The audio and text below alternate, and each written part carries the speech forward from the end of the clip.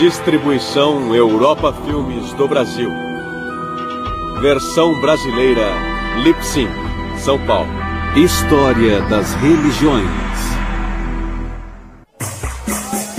Confucionismo e Taoísmo.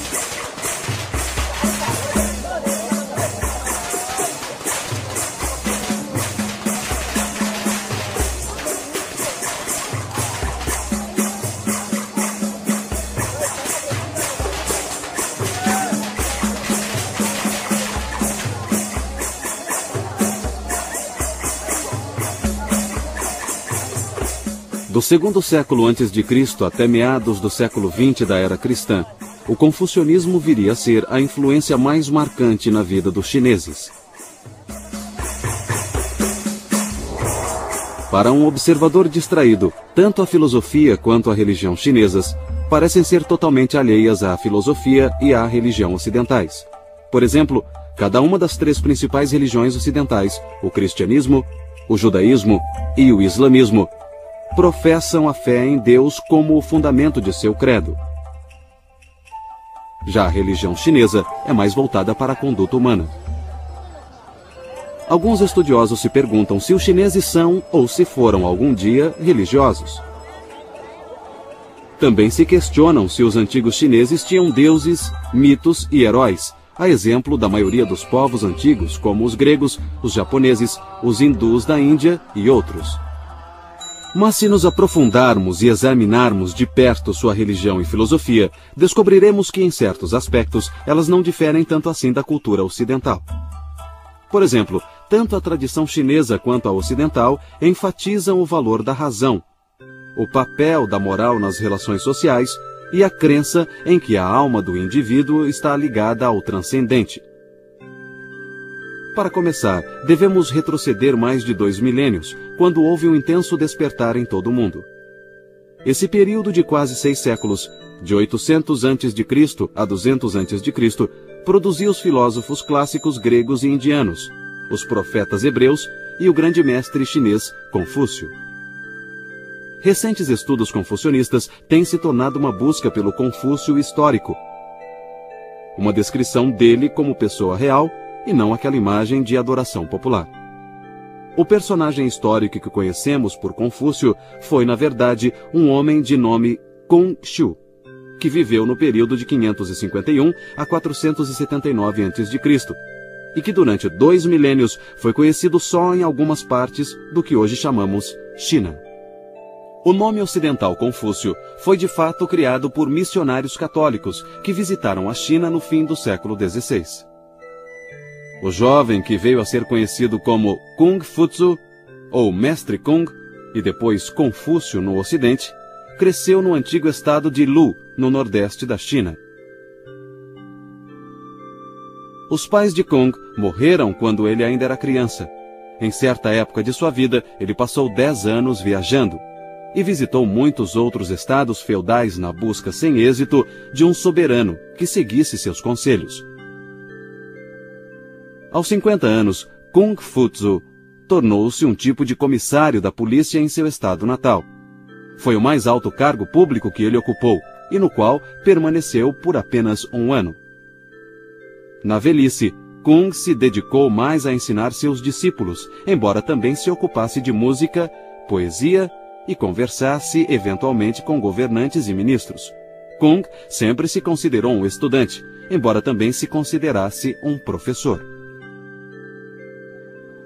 Ele afirmava que a ninguém devia ser negada educação, fosse por origens humildes ou parcos recursos financeiros.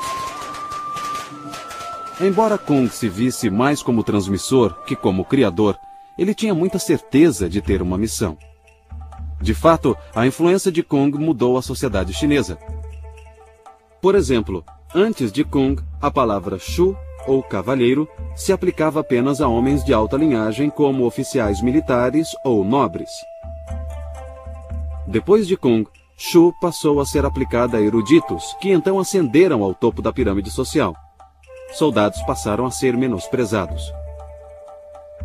O cavalheiro era chamado de Shunzu, literalmente filho de príncipe. Mas os ensinamentos de Kung mudaram essa conotação de forma que cavalheiro passou a ser alguém de elevado caráter moral. Assim, Kung e outros filósofos humanistas foram precursores de uma nova era de sabedoria ética. Para entender sua originalidade, temos que entender como eram as coisas antes dele. Pesquisas arqueológicas demonstram claramente que os povos da antiga China praticavam sacrifício, adivinhação e rituais primitivos. Há 4.000 anos, nos primórdios da história chinesa, essas práticas eram comuns, e elas se qualificam a ser consideradas religiosas.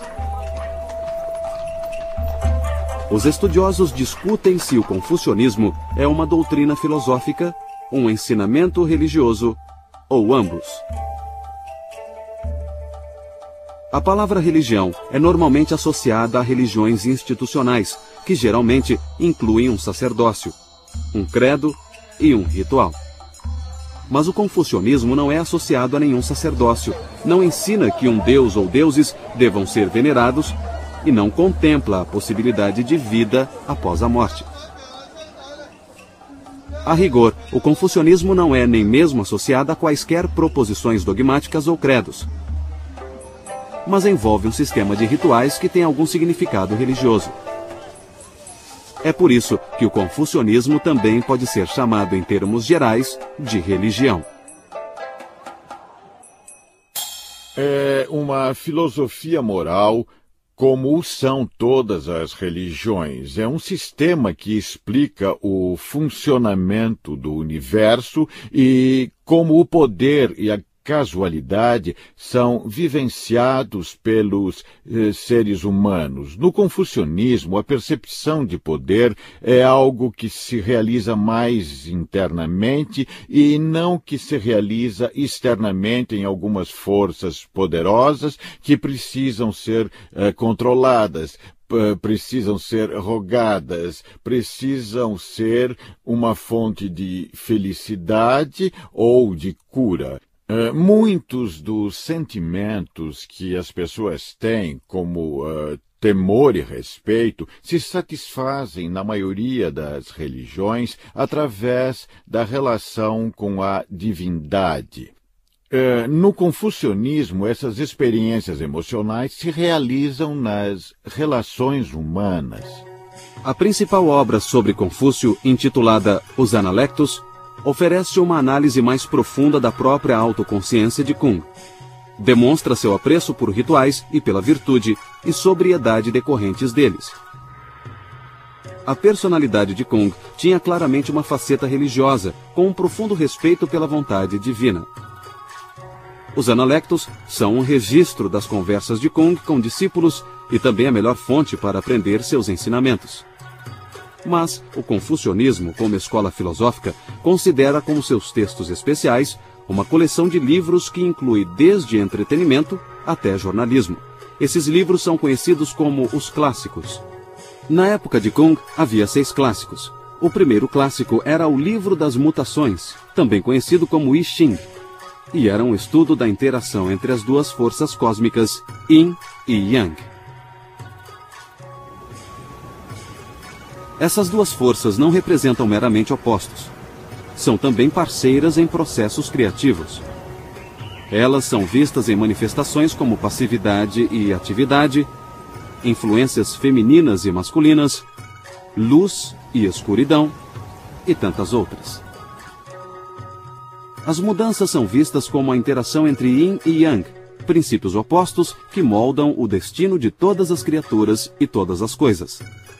Hoje, o Livro das Mutações é conhecido no Ocidente como um manual de divinação. E Yin e Yang tornaram-se os símbolos da religião chinesa. O segundo clássico era o Livro da História. Este era uma compilação de documentos históricos que incluía discursos de antigos reis e ministros. O Livro dos Poemas era uma compilação de poesias que incluía canções folclóricas e hinos rituais de maior formalidade. O Clássico dos Ritos incluía uma compilação de rituais chamado Livro de Etiqueta, com as bases da antiga ética do Estado e instruções para organizar a burocracia. O quinto clássico eram os Anéis da Primavera e Outono, uma crônica de Lu, estado natal de Kung. Um sexto clássico, o livro da música, não existe mais. Grande parte dos ensinamentos de Confúcio são princípios morais. Um princípio comum ao confucionismo e à tradição ocidental, por exemplo, é que o confucionismo afirma: não faça aos outros o que você não quer que façam a você, enquanto que na tradição ocidental isso é dito de forma afirmativa: faça aos outros. Então, o que há de comum entre todas as religiões são os princípios morais, e eles são, eu diria, a coluna dorsal dos tratados do confucionismo. O cerne de muitos desses textos clássicos é anterior à época de Kung. Os textos evoluíram no decorrer do tempo e continuaram se expandindo por muito tempo ainda após a morte de Kung. No ano 213 a.C., depois de unir o país pela espada, o imperador Qin mandou queimar os livros. Graças à memória de estudiosos e a poucos fragmentos remanescentes, os textos foram mais tarde recuperados. A dinastia Han, que durou cerca de 4 séculos, de 206 a.C. a 220 d.C., representou uma grande mudança na civilização chinesa. A China tornou-se mais humanista que antes, desenvolvendo um forte interesse por filosofia, história, literatura e política. Em 124 a.C., o governo Han fundou a Universidade Imperial para educar os futuros funcionários do governo nas ideias confucionistas.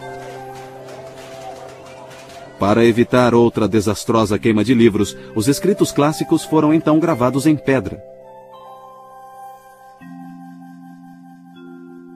Alguns dizem que o grande mérito do confucionismo é revelar o que há de absoluto no relativo.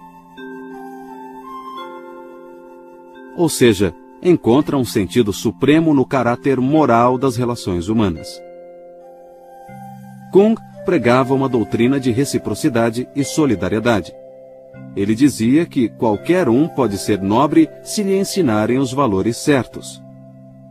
E fundou a primeira escola particular chinesa de ensino superior. A escola de Kung centrava-se mais na arte de governar e no aprimoramento das sensibilidades morais dos alunos. Uma das concepções confucionistas mais conhecidas é a chamada 5 relações, que seriam as relações entre governante e ministro, pai e filho, marido e mulher, irmão mais velho e mais novo, e entre um amigo e outro. Cada uma das 5 relações pressupõe responsabilidades mútuas e recíprocas. Um ministro deve lealdade a seu governante, e uma criança deve respeito a seus pais. Mas o governante deve, em troca, cuidar de seus súditos, assim como os pais devem cuidar de seus filhos. A doutrina central de Kung é a virtude do Zhen, que são o afeto e o amor existentes nas relações humanas. Para a família, eles reservaram um tipo especial de amor, porque as raízes do Zhen são a devoção filial e o respeito fraterno. O confucionismo reconhece o amor natural das relações familiares. Também reconhece os sentimentos naturais suscitados pela necessidade do próximo, quem quer que ele seja. Para o seguidor de Confúcio, o amor dos pais pelos filhos também se estende aos filhos de outras pessoas. O respeito filial pelos pais se estende aos pais de outras pessoas e aos mais velhos em geral. As relações familiares servem de modelo para o comportamento social, no afã de alcançar o amor universal. As pessoas devem respeitar os idosos, tanto os de sua família quanto os das famílias dos outros. Devemos ser bondosos não só para com as nossas crianças e adolescentes, mas para com as de outras famílias também. Esses preceitos são a fonte de união e solidariedade na cultura chinesa. Mas o confucionismo é mais do que um manual de bom comportamento. Também estabelece certos rituais, inclusive rituais religiosos. O confucionismo foi até mesmo chamado de religião ritual ou Li Jiao. O culto ancestral dos chineses era cercado de rituais como a veneração ao céu, o Senhor Supremo. Kung Futsu Pregava que era extremamente importante termos correta disposição interior ao nos engajarmos num ritual social ou religioso. Senão, as boas maneiras iriam se tornar mero formalismo ou hipocrisia. O confucionismo requer moralidade racional e um tipo de virtude que produz relações harmônicas e responsáveis com outros seres humanos. Na tradição confucionista, as maiores virtudes são a harmonia alcançada pelo relacionamento harmônico com os outros, o menosprezar de confrontos e conflitos e a prática de modos de vida que conduzam à harmonia entre os seres humanos. Enfim, a harmonia é uma das principais virtudes. Outra virtude importante é a benevolência. Kuhn negava ser um revolucionário. Ele até mesmo atribuía as próprias ideias aos antigos. Ele causou pouco impacto enquanto viveu. E morreu na obscuridade com cerca de 72 anos, em 479 a.C. Kuhn estava convencido de que sua vida fora um fracasso e que seus ensinamentos seriam logo esquecidos. Observando essas tradições religiosas a partir da visão de um antropólogo, a gente se pergunta o que significam essas tradições no que se refere ao comportamento humano. Hoje, os chineses não são conscientes ou mesmo oficialmente confucionistas. No entanto, grande parte dos seus sentimentos e desejos, assim como seu senso de dever, é governada por seu passado. Então, muitos permanecem dentro da tradição confucionista, independentemente de acreditar nela ou não. Mas o confucionismo ainda é relevante? Se entendemos o confucionismo como uma ideologia passadista voltada para o estudo estéril de textos, com uma rígida hierarquia social, em que pais sempre reprimem filhos, homens comandam as mulheres e o passado impera sobre o futuro, então o confucionismo perde relevância no mundo moderno. Mas se vemos o confucionismo como uma forte declaração de que toda pessoa é preciosa, de que a grandeza moral é possível, de que as relações sociais são baseadas em valores éticos e o eu permanece sempre aberto ao transcendente, então o confucionismo pode ser a base de uma verdadeira concepção de dignidade, liberdade e igualdade.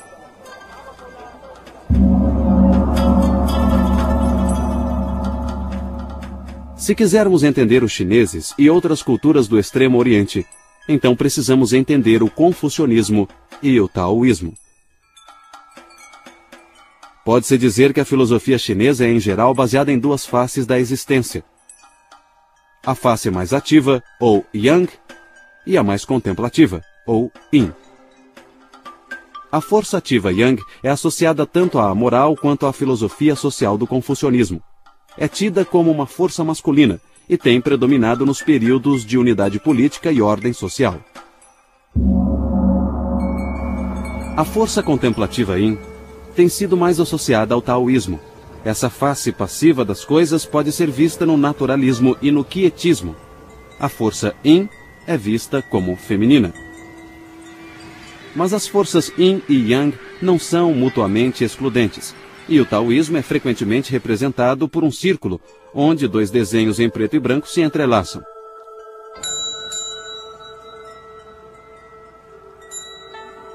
O taoísmo é ao mesmo tempo uma filosofia e uma religião, e às vezes essas duas formas de taoísmo são muito diferentes. O problema é intensificado pelo fato de que todas as escolas de filosofia e religião chinesas usam a palavra Tao, que significa o caminho.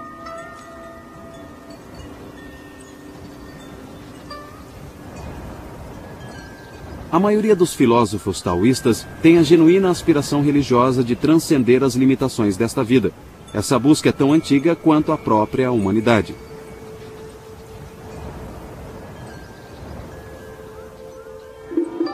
Os filósofos taoístas também se isolaram do mundo, mas não tanto para escapar ao que há de ruim na vida terrena. Eles se afastaram em protesto contra a opressão exercida pelas instituições políticas e sociais do homem. Houve ocasiões em que alquimistas taoístas ganharam favores políticos. Em outros casos, mestres taoístas enfrentaram batalhas políticas tanto contra confucionistas quanto budistas. Mas a maioria tem preferido se manter anônima e reclusa e tem mantido sua crença envolta em mistério. Durante boa parte de sua história, o taoísmo tem sido praticado sob um manto de segredo. A princípio, uma filosofia de reclusos tornou-se uma religião, cujos seguidores têm geralmente buscado o anonimato. Muitos ensinamentos taoístas são formulados através de enigmas, e os seguidores desse círculo esotérico geralmente só revelam seus segredos aos iniciados. Esse manto de segredo só foi retirado recentemente.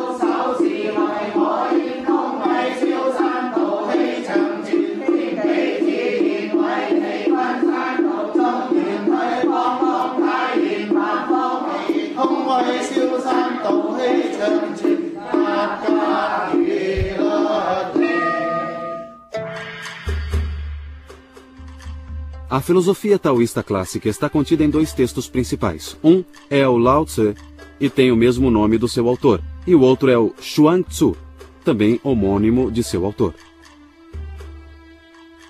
A concepção do Tao parece ser uma tentativa filosófica de estruturar uma antiga crença religiosa chinesa. Nos clássicos confucionistas, a divindade suprema era chamada Senhor nas alturas. Ao Deus Céu, às vezes, era dado o papel de progenitor ou criador. Mas no Chuang Tzu e no Lao Tse, o Tao é predominante. Aqui, o Tao não é visto como uma deidade personificada, mas como um modelo para o comportamento humano, o caminho natural, o caminho humano. Segundo Lao Tse, o Tao já existia antes do universo. É o ancestral imutável de todas as coisas, a fonte da qual tudo veio a ser. Os praticantes do taoísmo acreditam descobrir esse primeiro princípio inominável seguindo 3 métodos: contemplando o universo, cultivando a disposição correta para a meditação e adotando a perspectiva correta em relação à vida. No taoísmo, essa visão correta é expressa pelo termo Wu Wei, que significa literalmente inação.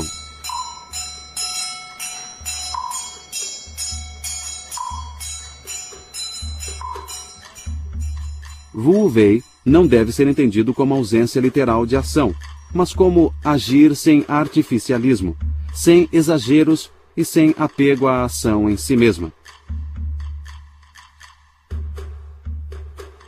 A parte prática do Lao Tse, então, é viver de acordo com o caminho. Um caminho de naturalidade, simplicidade e até mesmo fraqueza. Entretanto, a doutrina da inação ensina a sobrevivência. Nos ensina a manter a própria integridade em tempos de desordem. Esta talvez seja a lição prática mais importante da filosofia taoísta, e foi de grande importância na evolução da religião taoísta. O Lao Tse sugere certo grau de ascetismo, que é de se afastar do mundo, de seus prazeres e mesmo de seus valores mais prezados. Os que buscam o conhecimento do Tao devem purificar sentidos e paixões, que distorcem nossa verdadeira percepção da realidade. A civilização, então, seria um afastamento do Tao. A filosofia taoísta instrui seus discípulos a buscarem harmonia apenas e tão somente com a natureza.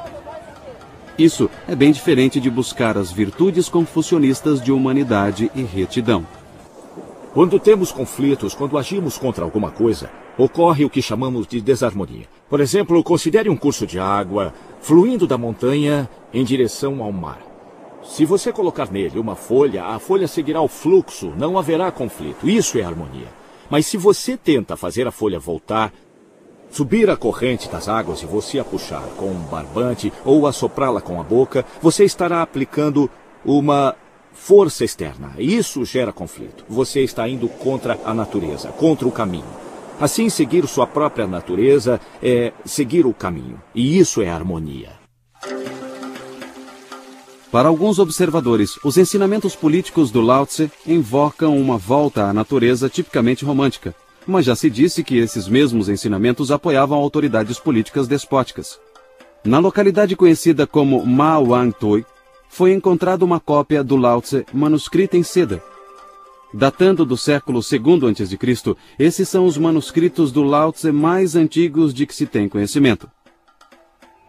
Outro texto fundamental ao taoísmo, chamado Xuang Tzu, é semelhante ao manuscrito do Lao Tse em dois sentidos. Primeiro, ele diz que o Tao é o princípio central que governa o universo. Segundo, mostra uma total e constante aversão à política. O Xuang Tzu parece uma compilação de ensaios em que há abundância de parábolas, alegorias, paradoxos e imagens fantasiosas. O manuscrito do Xuang Tzu faz uma ardente defesa da liberdade espiritual. Não tanto liberdade em relação a convenções sociais e restrições, mas em relação a limitações mentais. Conclama as pessoas a transcenderem interesses pessoais e preconceitos e prega que a liberdade só pode ser obtida na natureza em si, no Tao. O objetivo central do Xuang Tzu é encontrar a felicidade absoluta. Seu autor acredita que, para tanto, precisamos transcender nosso eu para alcançar a perfeita união com o Tao. Essa unificação implica um nível de conhecimento superior, um tipo de sabedoria que está além de todas as distinções entre as coisas, inclusive a vida e morte.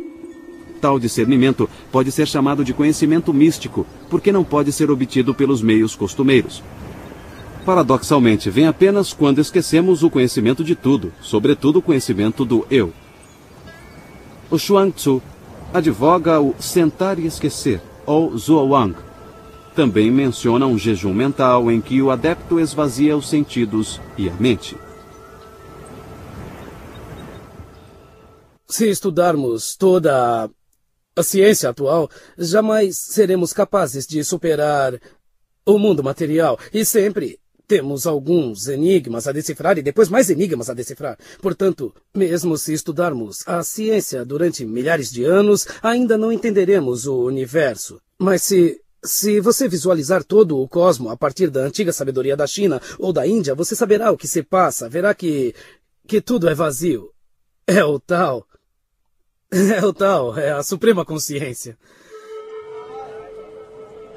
A religião taoísta, de certa forma, vem de quando se praticava divinação e leitura de oráculo com ossos. Os sacerdotes taoístas são herdeiros de uma sociedade em que adivinhos e xamãs eram reverenciados por sua habilidade de se comunicar com o mundo espiritual. O mundo do Senhor nas alturas e outros deuses e espíritos. Acreditava-se que os antigos xamãs eram capazes de trazer chuva à terra seca e curar os doentes. A fraqueza humana e as doenças eram associadas ao pecado, ou seja, as coisas que ofendem tanto a consciência quanto a divindade. Os religiosos taoístas também associavam a cura à confissão desses pecados e à busca do perdão e do auxílio dos poderes superiores. Ainda assim, os taoístas sempre deram muita atenção à fisiologia e à farmacologia.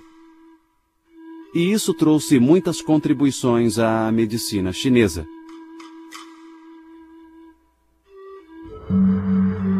Os taoístas acreditam que devemos nos valer dos poderes sobrenaturais para nos ajudar e proteger nesta vida.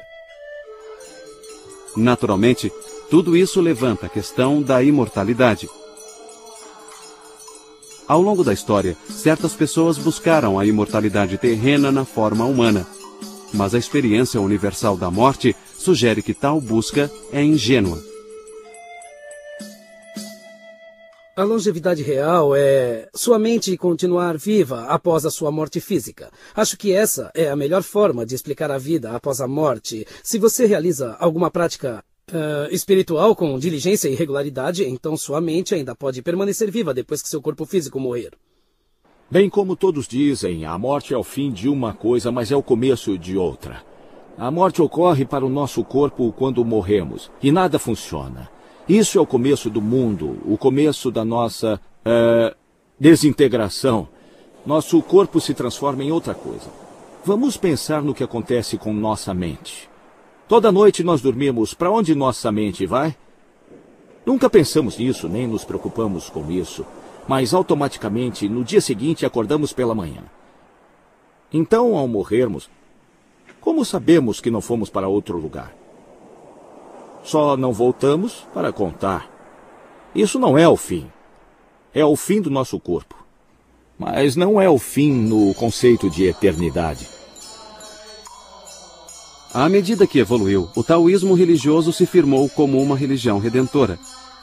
Embora ensine aos fiéis como viver vidas saudáveis, também procura guiá-los através desta vida transitória para uma eternidade feliz.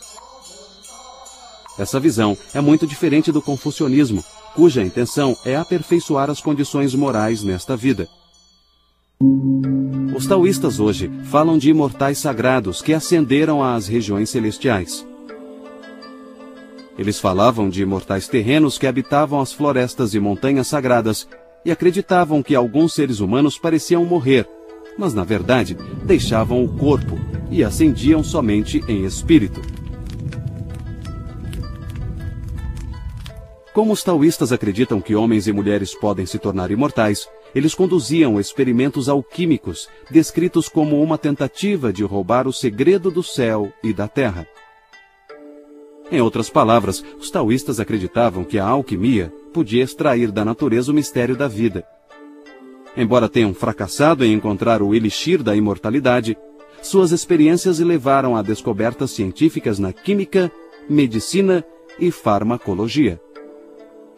Tais descobertas só chegariam à Europa muitos séculos depois. Essa erva é de uso muito comum na China como tonificante do fígado e do rim. Também é uma antiga erva taoísta chinesa de longevidade e é muito popular entre os chineses. Também na cozinha. Ela é chamada de gouqizi.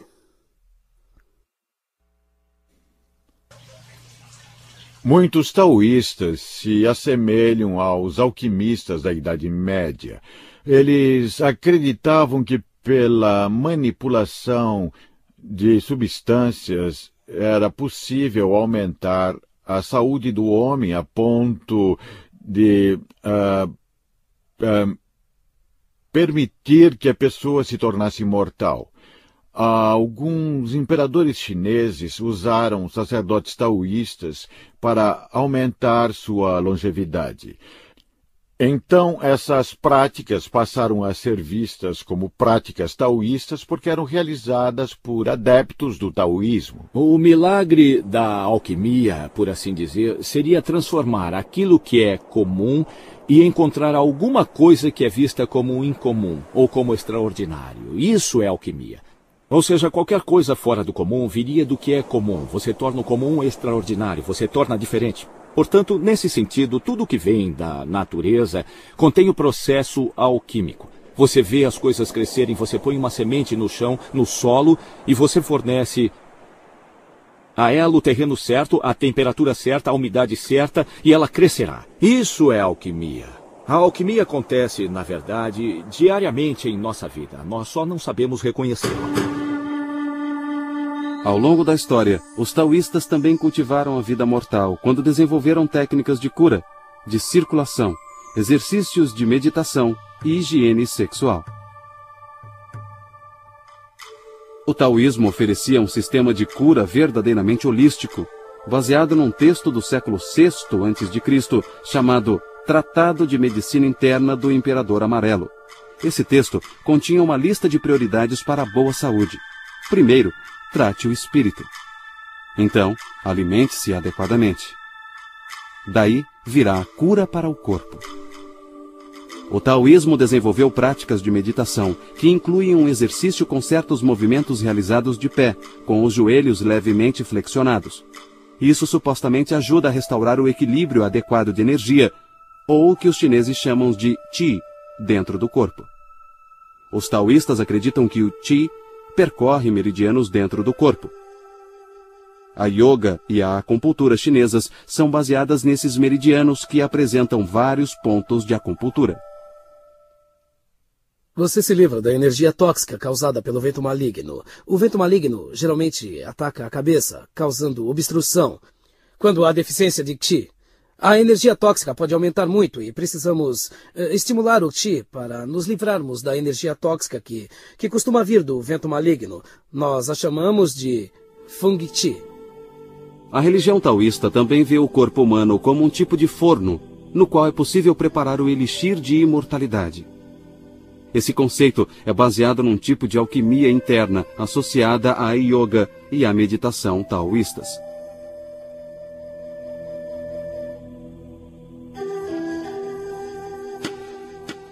Segundo a teoria que fundamenta esses métodos, o corpo humano é dividido em 3 áreas chamadas campos sinabrinos: cabeça, tórax e abdômen.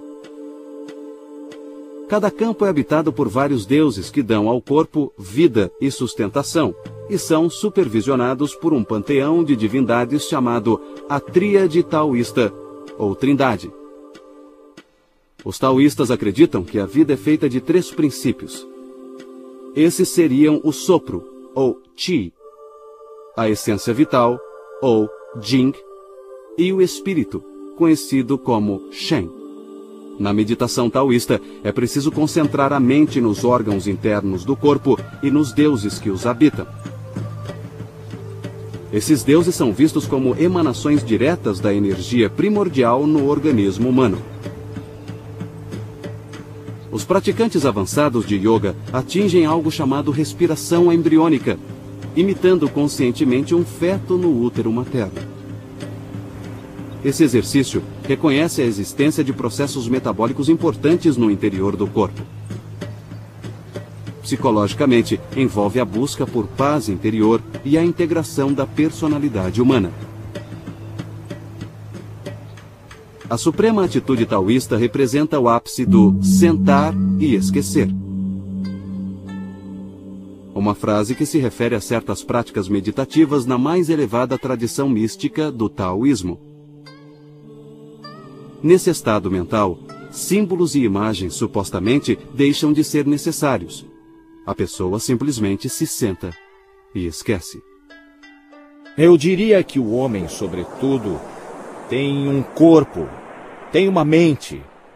Ele transita entre os dois, entende? Se seu corpo é saudável, relativamente saudável, se sua mente está em paz, então ele pode resolver todos os problemas. E como é que se faz isso? Eu simplesmente diria, Pare com tudo, não faça nada. Não fazer nada significa não criar, não pensar. E o que é pensar? É se preocupar. E o que é se preocupar? Você cria uma situação e acha que não pode resolver. Então se preocupa. Se você não cria a situação naquele momento, você não se preocupa. Se não se preocupa, encontra uma solução. Enquanto na Terra, os aspirantes a imortais devem tentar progredir na meditação e na vida diária. Devem tratar as necessidades mundanas como alimento e roupas, como um meio para atingir um fim a ser usado e abandonado. As pessoas deveriam se desprender dos desejos sensuais. Elas também deveriam eliminar a inimizade e o ódio que prejudica quem o sente. O corpo que envelhece é como uma casa com paredes em ruínas, que logo será trocada por outra. Tudo isso exige total serenidade em relação à vida e morte, doença e saúde, perdas e ganhos, riqueza e pobreza. Em outras palavras, é preciso ir além dos valores e problemas normais da vida mundana e encontrar paz e contentamento em qualquer condição, para se concentrar num objetivo maior.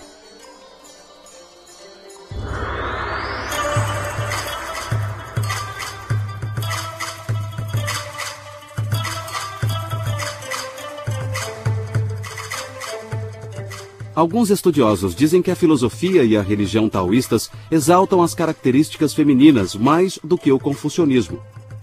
Uma análise do Lao Tse dá razão a essa tese. Refere-se ao Tao como a mãe de todas as coisas.